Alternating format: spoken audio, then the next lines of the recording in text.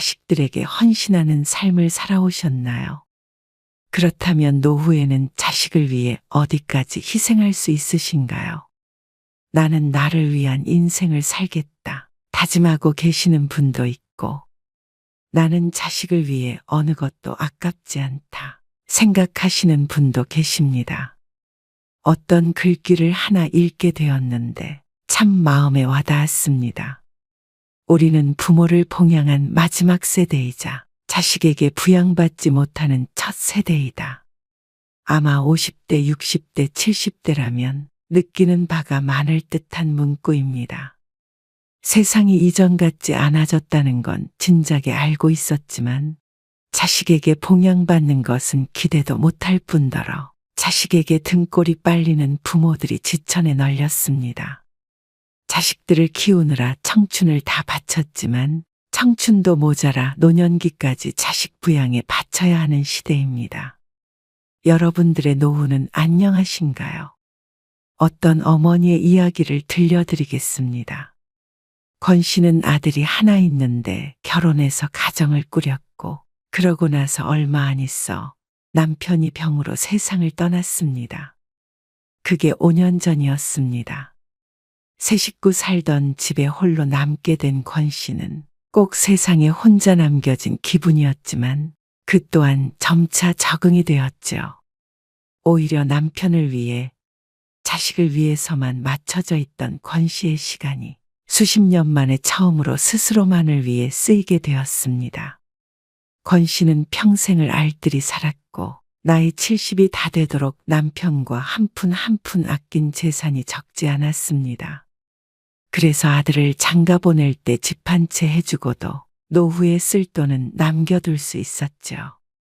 또한 남편이 떠나며 남긴 보험금도 꽤 되었기에 늙어서 굶어 죽을 걱정은 하지 않았습니다. 젊어서 고생을 많이 했어도 이 정도면 인생을 헛살지는 않은 듯 했습니다. 권 씨는 아들까지 출가시키고 나니 넓은 집에서 혼자 살 필요가 없어졌기에 권 씨가 태어난 고향으로 내려가 방 한 칸 있는 작은 아파트로 이사를 했습니다. 그곳에서 어렸을 적 동창들도 만나며 즐겁게 생활했죠. 그리고 통장에 넣어둔 돈으로 노후를 대비해 대출을 좀 더 받아서 원룸 건물을 한 채 사둘까 생각하던 차였습니다. 어차피 이제 큰돈 들어갈 일은 없을 것이고 매달 나오는 월세를 받으며 살면 죽을 때까지 아들 도움 없이 살다 가겠다는 생각이었죠. 그리고 자신이 죽으면 건물 한 채는 아들에게 물려줄 수 있을 것 같다는 생각도 컸습니다. 하지만 부동산에 관해 무지했던 권 씨는 아들과 상의하게 됩니다. 그것이 권 씨의 일생일대의 실수였던 것은 그때는 미처 알지 못했습니다. 어머니, 선우 아빠한테 들었어요. 부동산 투자하신다고요. 부동산 투자까지는 아니고 그냥 작은 건물 하나 사서 월세 받으려고 했지. 아들과 통화한 다음 날 권 씨를 찾아온 아들 부부. 명절이 아니면 잘 오지도 않더니 웬일로 갑작스레 찾아온 며느리의 눈이 반짝반짝했습니다. 에이, 어머니. 요즘에 누가 부동산을 사요? 계속 왔다 갔다 하면서 청소도 하고 관리해야 되고 부동산 가격은 계속 떨어지기만 하는데 돈 있는 사람은 투자성보험 들어요. 그게 뭐냐? 보험회사에 다니는 며느리는 채권이니 펀드니 하는 어려운 말로 설명했지만 권 씨가 알아들을 수 있는 말은 별로 없었습니다. 엄마, 모르겠으면 그냥 선우 엄마한테 맡겨요. 그러면 몇 배로 불려서 받을 수 있으니까. 몇 배로 불려준다고? 그런 거 위험한 거 아니냐? 어머니, 위험하긴요. 제가 어머니한테 위험한 걸 권하겠어요? 그리고 제가 회사 직원인데 그런 걸 모르겠어요? 하지만 권 씨는 그 제안이 전혀 달갑지 않았습니다. 내가 이 나이에 재산 더 불려서 죽을 때 짊어지고 가랴? 그래도 어머니, 요즘 세상이 그렇지가 않아요. 돈을 쥐고만 있으면 오히려 사라져버린다니까요. 어머니 노후까지 편하게 사시려면 그 돈 가지고 안 돼요. 됐다. 나는 돈 쓸 데도 없어서 보험이든 부동산이든 투자 안 해도 이 돈이면 앞으로 명 다할 때까지 다 쓰지도 못한다. 너희 물려줄 재산 때문에 그러냐? 자꾸만 투자를 권하는 며느리에게 권 씨가 말하자 며느리는 약간 기분이 상한 듯 대답했습니다. 어머, 저희는 그런 거 생각도 안 해요. 어머니 재산 불려서 평생 편히 쓰시라고 말씀드리는 거죠. 부동산 사셔도 달라고 안 해요. 옆에선 아들이 며느리 눈치를 보는데 권 씨는 괜히 앉은 자리가 불편해졌지요. 그래도 아닌 것은 아니기 때문에 끝까지 투자하지 않겠다고 버티니 며느리는 화를 눌러 참듯 가방을 획 들고 일어났습니다. 어머니, 그럼 전 가볼게요. 권 씨가 미처 대답하기도 전에 며느리는 문을 열고 나섰고 아들은 간다는 말도 없이 안절부절하며 며느리를 쫓아나갔습니다. 권 씨가 그 꼴을 보고 혀를 찼습니다. 아이고, 지가 강아지도 아니고 쫄래쫄래. 웬일로 오라고 하기도 전에 며느리가 찾아왔나 싶었는데 결국 돈 이야기를 하려고 했구나 싶었죠.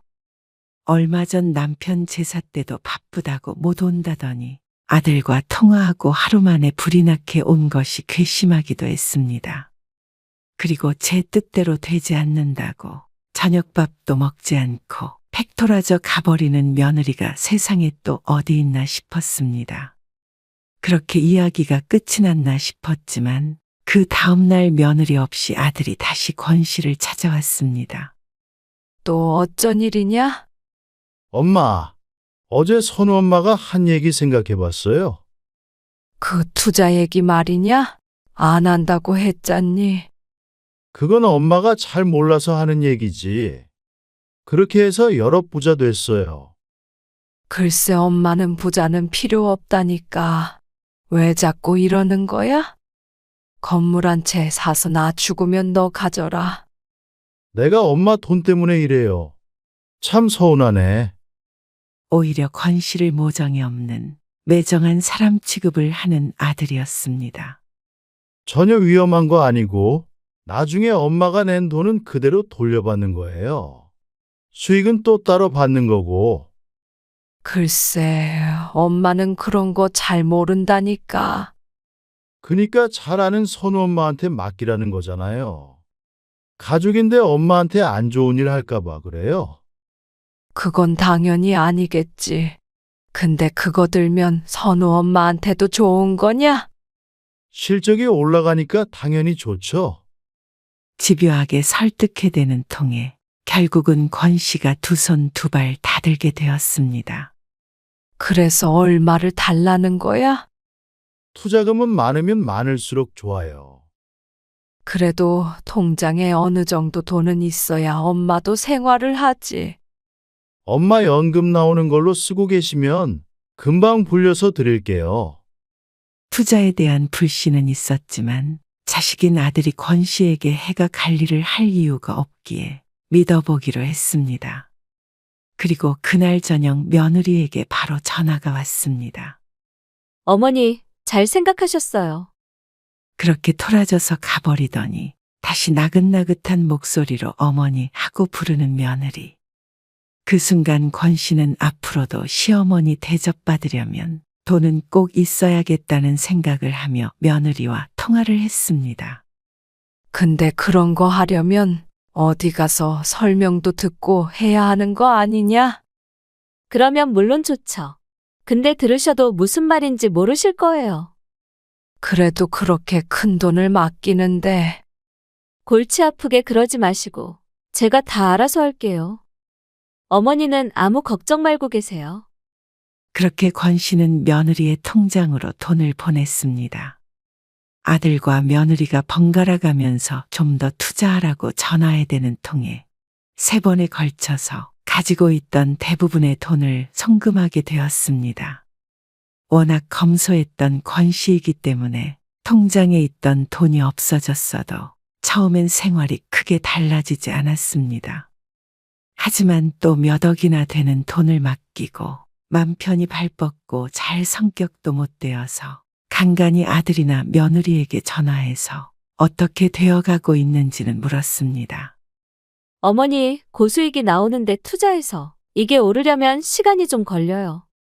금방 큰 돈으로 불릴 거라던 말과는 다르게 시간이 걸린다는 며느리의 말에 권 씨는 불안해졌습니다. 그런 권 씨를 달래듯 아들과 며느리는 평소보다 살갑게 권 씨를 챙겼지요. 손자와 함께 주말에 외식도 하고 허리 아픈 권 씨가 걱정된다며 뜬금없이 안마의자를 선물하기도 했습니다. 혼자 적적하게 살던 권 씨는 그런 아들 내외에 관심이 내심 좋기도 했습니다. 하지만 그것도 처음에야 그랬지. 돈을 가져간 지 1년이 다 돼가도록 수익이 나고 있는 건지 아니면 언제 얼마나 생길지 도통 말을 해주지 않으니 권 씨는 점점 답답해졌습니다. 어느 날은 권 씨가 불안해서 안 되겠다며 며느리에게 돈을 빼고 싶다고 넌지시 말을 꺼내보았습니다. 그건 안 돼요, 어머니. 지금 빼면 손해가 너무 커요. 그럴 거면 처음부터 투자를 안 하는 게 낫죠. 손해가 얼마나 되길래? 반토막 난다고 보시면 돼요. 아니, 위험한 게 아니라더니? 위험해서가 아니라요. 아무튼 복잡한 게 있어요. 지금은 절대 빼시면 안 돼요. 며느리가 그렇다는데 한두 푼 하는 돈도 아니고 그냥 돌려달라고 할 수도 없었습니다. 그러던 차에 권 씨는 자주 어울리는 친구를 만나게 되었습니다. 시골이긴 해도 땅도 있고 자식도 잘 키워 말년에 편히 살고 있는 친구 중 한 명이었습니다. 한창 이야기하던 중에 문득 친구와 자신의 모습을 비교하게 되는 권 씨. 금귀걸이, 금팔찌 주렁주렁 하고 있는 친구에 비해 수수하다 못해 초라해 보이는 자신의 차림새가 창피하게 느껴졌답니다. 이전에는 그런 생각을 한 적이 없었던 권 씨이지만 지금은 통장에 돈도 없고 나이 들어 벌이도 없기 때문에 예전보다도 아끼며 살게 되어 심적으로 위축이 되는 듯 했습니다. 전에 건물 산다고 그러더니 그것도 안 사고 왜 이렇게 후줄근하게 사는 거야? 그 돈 꽉 쥐고 있다 관까지 들고 갈 거야? 친구가 농담처럼 던진 말에 권 씨는 차마 웃으며 받아치지 못했고 이번에 제주도로 놀러 가는 거 말이야. 친구 여럿이서 제주도 여행 계획을 세우는 말에 여행 비용이 부담된다는 말을 꺼내지 못했습니다. 단칸방에 살며 검소하게 사는 권 씨를 가까운 친구들은 이해하지 못했고 모르는 사람이 보았을 땐 노후 준비를 하지 못한 가난한 노인일 것이기에 권 씨는 더 이상 이렇게는 안 되겠다는 생각을 하게 되었습니다. 친구가 가고 권 씨는 며느리에게 전화를 걸었습니다. 그래서 손해를 봐도 상관없으니 투자금을 돌려달라고 말했습니다. 그러자 며느리가 불같이 화를 내는 것 아니겠습니까? 지금 빼면 손해본다고 말씀드렸잖아요. 한번 투자하셨으면 믿고 기다리셔야지. 왜 자꾸 돌려달라고 그러시는 거예요? 제가 그 돈 훔쳐갔어요? 그게 아니라 그 돈이 언제까지 묶여 있어야 되니? 어느 정도 돈이 나와야 내가 생활을 할 것 아니냐? 어머니 연금 받고 계시잖아요. 그게 몇 푼이나 된다고 그러냐? 그걸로 어떻게 먹고 살아? 선우 아빠가 용돈도 드리는데 왜 그러세요? 아들이 주는 용돈이라고 해봐야 생일이나 명절 때 봉투에 조금씩 넣어주는 것이 전부였습니다. 그런 특별한 날이 1년에 몇 번이나 된다고 그 돈으로 생활하라는 건지 기가 막혔습니다. 손해를 좀 보더라도 내가 가지고 있어야 마음이 편하겠다. 나는 투자고 건물이고 이제 다 필요 없다. 그냥 그 돈 쓰다가 죽을련다. 어머니는 그냥 저를 못 믿으셔서 그러시는 거잖아요. 제가 하는 일이 다 못마땅하신 거죠? 그런 소리가 아니잖니. 이만 끊을게요. 권 씨가 미처 뭐라 대꾸하기도 전에 전화가 끊어졌습니다. 이미 끊겨버린 전화기를 붙들고 있던 권 씨는 꼭 귀신에라도 홀린 듯한 기분이었습니다. 며느리에게 싫은 소리는 한마디도 안 한 것 같은데 이런 식으로 화를 낼 줄은 몰랐습니다. 그리고 몇 시간 안 있어 아들에게도 전화가 걸려왔습니다. 엄마, 선우 엄마한테 뭐라고 했길래 그래요? 뭐라고 하긴? 그냥 나는 내 돈 돌려받고 싶다고밖에 안 했다. 엄마 돈 제대로 불려준다고? 애엄마가 몇 날 며칠 얼마나 고민했는데요. 왜 자꾸 돌려달라고 하세요? 선우 엄마 괴롭히는 것도 아니고 왜 안 하던 시어머니 노릇을 하시고 그러세요? 아니, 내가 무슨 시어미 노릇을 했다는 거냐? 권 씨는 너무 억울했습니다. 내가 며느리 돈을 달라고 강짜를 부린 것도 아니고 손해를 봐도 좋으니 내 돈을 받았으면 한다는데 이게 아들까지 전화해서 시집살이가 어쩌고 할 문제인가 싶었죠. 둘 다 권 씨 탓이라 그러니 자신이 정말 나쁜 시어머니인가 하고 곰곰이 생각하게 되기도 했습니다. 그렇게 되면 선우 엄마 실적에도 페널티가 있어서 안 좋단 말이에요. 당연히 서운하죠. 그런 건 나는 말을 안 하니까 모르지. 내가 목돈 들어갈 일이 있어도 쓰질 못하니까 하도 답답해서 그랬지. 엄마가 목돈 들어갈 일이 무슨 일인데 그래요. 이따가 선우 엄마한테 전화 한 통화 해주세요. 울고불고 난리네. 도대체 자신이 뭘 잘못했다고 그러는지 권 씨에게 사과를 강요하는 아들이 야속했습니다. 권 씨도 자존심이 상해서 아들과의 전화를 끊고 며느리에게 전화하지 않았습니다. 아들도 몇 번은 권 씨를 설득하더니 더 이상 전화를 걸지 않았고 아들 내외와 손자는 발길을 끊어버렸습니다. 그렇게 한 달, 두 달 지나자 손자도 보고 싶고 이렇게 하나밖에 없는 자식과 괜히 돈 때문에 멀어지나 싶어 권 씨가 먼저 며느리에게 연락할 수밖에 없었습니다. 선우 엄마야, 그때 내가 그렇게 말해서 기분 많이 상했니? 아니에요, 어머니. 다 잊었어요. 며느리는 새초롬하게 대답했고 권 씨는 좋은 게 좋은 거다 생각하기로 마음먹었습니다. 네가 어련히 잘 알아서 하겠지. 내가 앞으로 그 얘기는 안 꺼내마. 네, 제가 잘 관리해서 어머니 금방 부자 만들어 드릴게요. 그래, 알았다. 그렇게 다시 아들 내외와 연락을 하게 되었지만 마음 한구석은 여전히 불편했습니다. 결국엔 권 씨의 돈도 찾아오지 못했기에 상황은 전혀 나아지지 않았죠. 여기저기 여행 다니는 친구들을 뒤로 한 채 권 씨는 외출을 자제하게 되었습니다.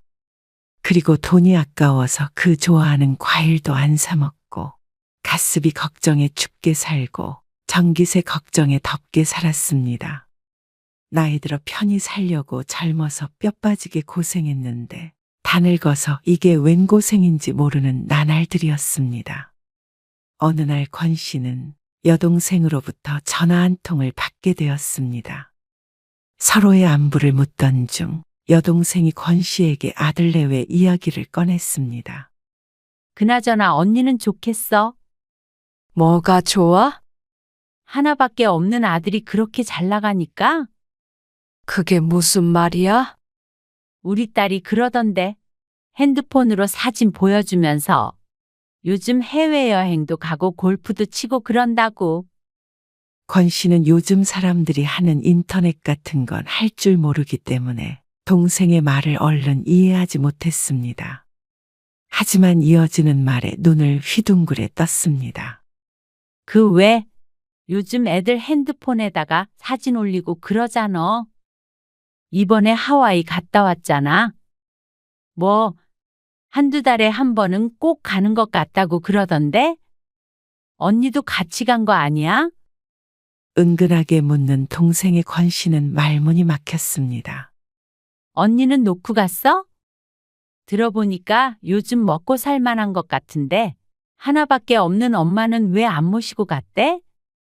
놓고 가긴. 내가 외국은 가기 싫다고 그래서 안 간 거야. 나는 친구들이랑 제주도 여행 가기로 했다. 그래? 난 또 우리 조카를 부르자 만들 뻔했네. 말도 안 되는 소리를 해.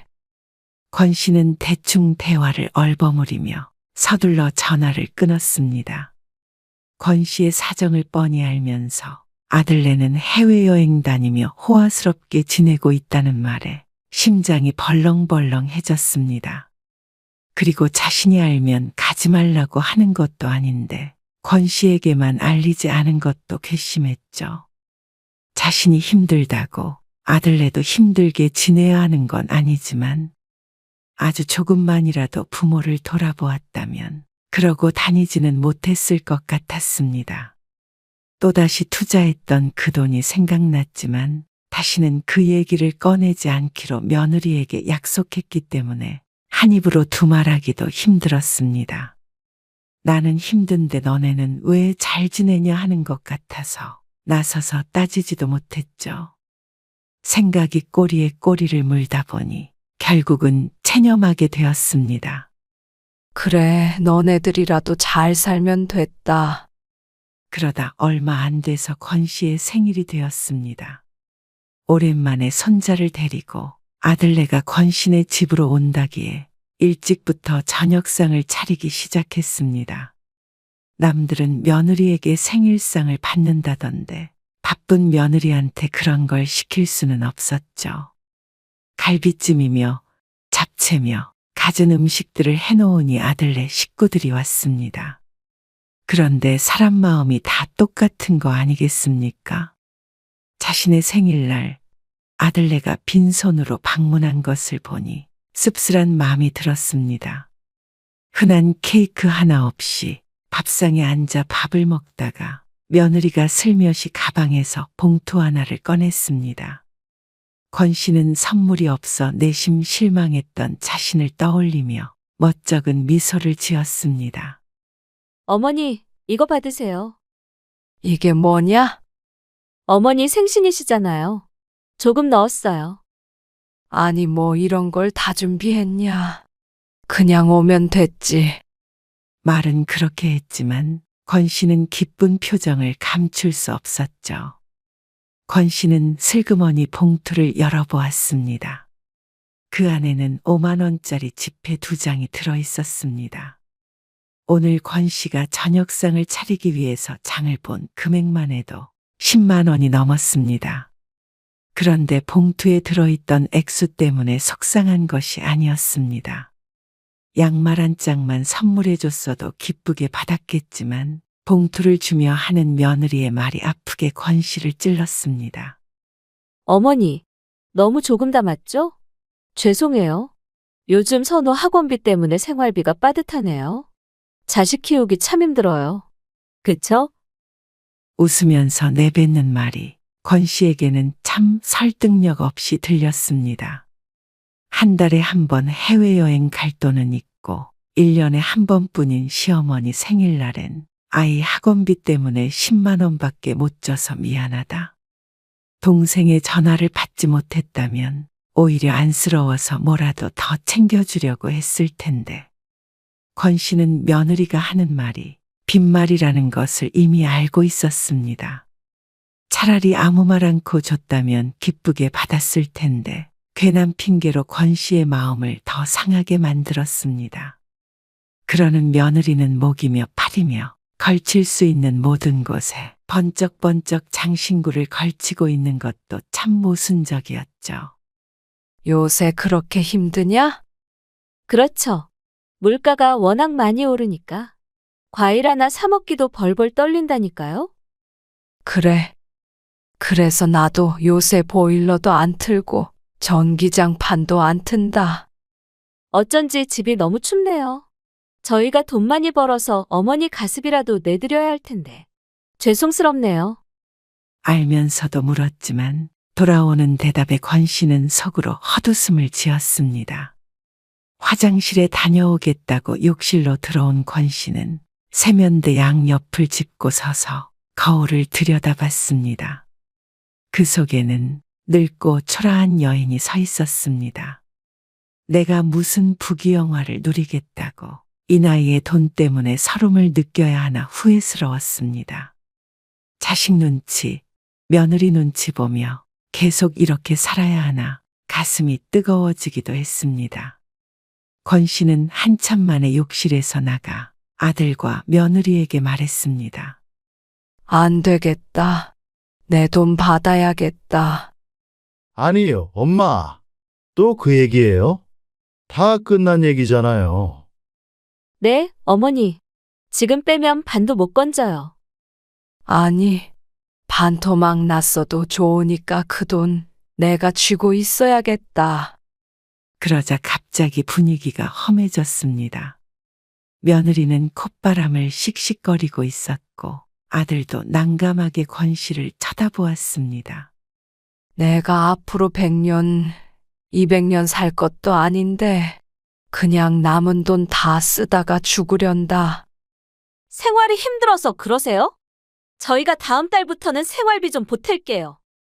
아니, 필요 없다. 너희한테 손 벌릴 생각 없으니까 그냥 그 돈만 다시 다오. 또 왜 그러시는 거예요? 제가 그렇게 못 믿어오세요? 이전 같았으면 며느리의 저 말에 화들짝 놀라 부인했겠지만 이번에는 권 씨도 이런 식으로 어물쩍 넘어갈 생각이 없었습니다. 아니면 그 투자했다는 내역서라도 보여줘라. 지금 얼마가 남았는지 확인해보고 찾아와야겠다. 그러자 며느리의 얼굴이 점점 울그락불그락해지더니 급기야 울음을 터뜨리지 않겠습니까? 어머니, 정말 너무하세요. 결국엔 증거를 보여달라는 거잖아요. 증거든 뭐든 내 돈이 얼마나 남았는지는 알아야 할 것 아니냐? 엄마, 나중에 다시 얘기해요. 이러다 사람 잡겠네. 아니, 내가 무슨 사람을 잡았다는 거니? 지난번부터 왜 자꾸 나를 나쁜 어미를 만드냐? 내 돈 내가 보여달라는 게 그게 무슨 잘못이야? 그만하세요. 다음에 다시 얘기해요. 그러더니 밥 먹던 손자를 일으켜 아들 부부가 나가버렸습니다. 쾅하고 울리는 문 닫히는 소리에 권 씨도 황당함을 감출 수가 없었습니다. 그러다 권 씨는 무언가 이상하다는 생각을 하게 됐습니다. 돈이 얼마가 남았든 상관이 없다는데 이렇게 꽁꽁 감추고 보여주지 않는 것을 보니 무언가 잘못됐다는 생각을 멈출 수가 없었습니다. 밥상 가득 차려진 음식들을 홀로 치우면서도 정신은 딴 데 팔려 있었습니다. 그리고 다음날 9시가 되자마자 며느리가 일하는 보험회사 고객센터에 전화를 걸었습니다. 저기 혹시 권순녀 앞으로 무슨 투자보험? 그런 게 가입되어 있는 게 있나요? 어떤 것에 가입되어 있는지도 정확하게 몰라서 물으니 고객센터는 본인 확인을 하고 다른 부서로 연결하고 또 다른 부서로 연결하더니 한참 만에야 대답을 들려줬습니다. 죄송하지만 말씀하신 정보로는 고객 등록이 안 되어 있으시네요. 네? 그럴 리가요. 보험 말고 무슨 투자한 것도 없나요? 저희 고객이 아니십니다. 그럼 김미영 이름으로는요? 그 회사 직원인데. 다급하게 며느리의 이름을 말하자 개인정보가 어쩌고 하면서 확인해 줄 수 없다는 대답만 앵무새처럼 듣고 끊었습니다. 분명히 며느리가 다니는 회사의 투자성 보험에 가입한다고 했는데 가입되어 있지 않다고 하니 권 씨는 상황이 크게 틀어졌음을 깨닫고 심각해졌습니다. 그동안 한 번도 뭐가 어찌됐다 설명도 없었던 게 이런 이유였나 싶어 권 씨는 하늘이 무너지는 기분을 느껴야 했습니다. 아들에게 바로 전화를 걸었지만 회사에 있는지 전화를 받지 않았습니다. 그래서 권 씨는 퇴근할 시간쯤 되어 버스를 타고 아들네 집으로 직접 찾아갔습니다.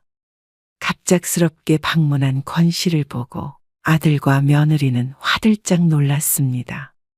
말도 없이 무슨 일이세요? 내가 오늘 선우 엄마 회사에 전화를 해봤다. 다짜고짜 말을 꺼내자 둘은 꿀먹은 벙어리가 되었습니다. 아들과 며느리의 얼굴을 보아하니 권 씨가 무슨 이야기를 꺼낼지 짐작하는 눈치였죠. 신락 같은 희망으로 며느리가 오해라고 말해주기를 바랬는데 그들의 표정이 모든 걸 말해주고 있었습니다. 내 돈 어디 있니? 엄마, 일단 진정하시고. 내 돈 어딨냐고 물었다. 권 씨가 화를 내자 며느리가 그제서야 머뭇머뭇 털어놓았습니다. 처음에 돈을 받고 나서 급히 돈 쓸 일이 생겨 일부를 사용했다는 아들 부부. 그리고 나머지로 투자를 해서 쓴 만큼 채워 넣으려고 했는데 그 사이에 손자 선우의 어학연수 비용을 좀 더 꺼내서 쓰게 됐고 여행을 가게 됐고 나중에는 차도 새로 샀고 결국엔 제 돈처럼 쓰게 되었습니다. 그래서 남은 돈은 얼마라도 있을 것 아니냐? 다음 학기에 선우가 유학을 가기로 했는데 학비가 너무 비싸서 그거 냈어요. 근데 엄마 돈 뺏어가려던 건 절대 아니고 갚으려고 했어요.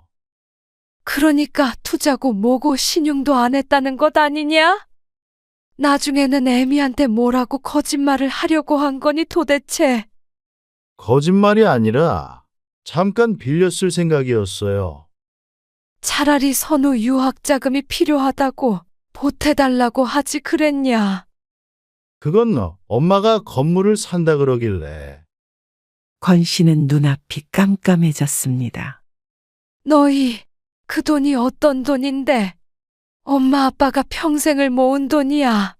그리고 아빠 목숨값이기도 하고 그걸 한 푼도 남김없이 다 썼다는 거냐?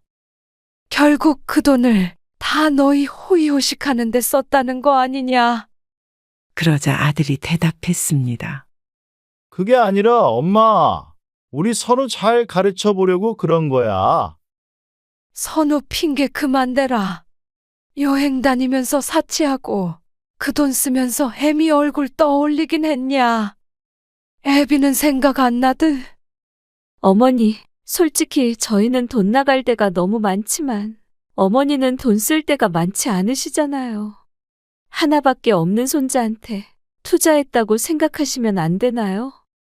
나중에 선우가 잘 되면 할머니 챙겨드리겠죠.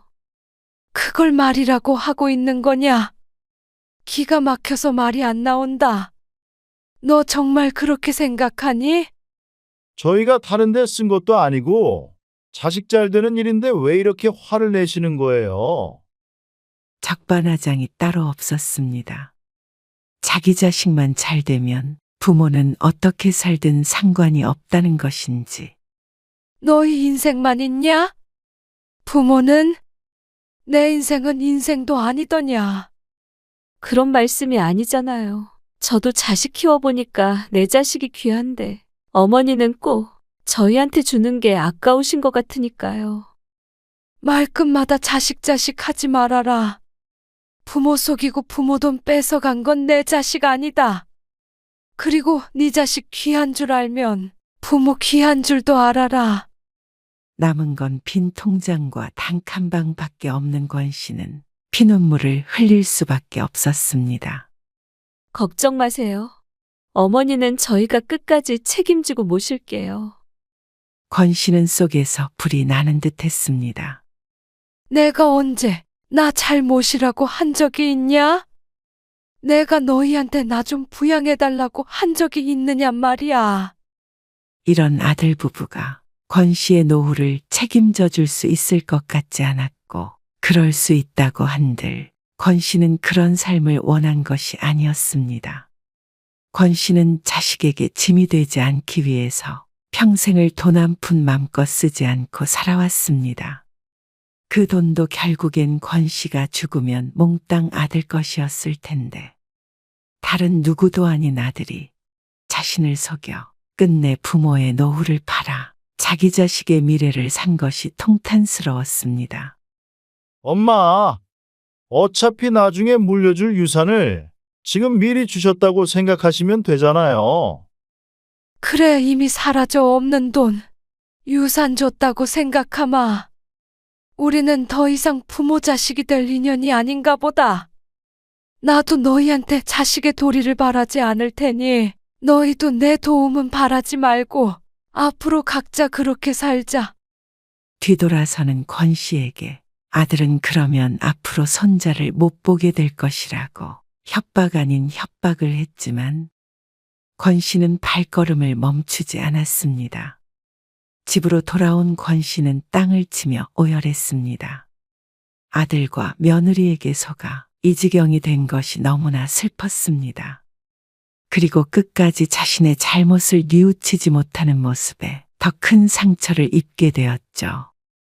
한편으로는 누구를 탓하겠나 싶기도 했습니다. 자식은 부모의 거울이라는 말이 있듯이 아들을 저렇게 키운 것도 결국 부모인 권 씨 아니겠습니까? 하지만 권 씨는 이러니 저러니 해도 빈털터리가 되어 살아갈 날이 막막해져 당장 먹고 살 걱정을 해야 하는 현실에 하염없이 눈물만 흘렸습니다.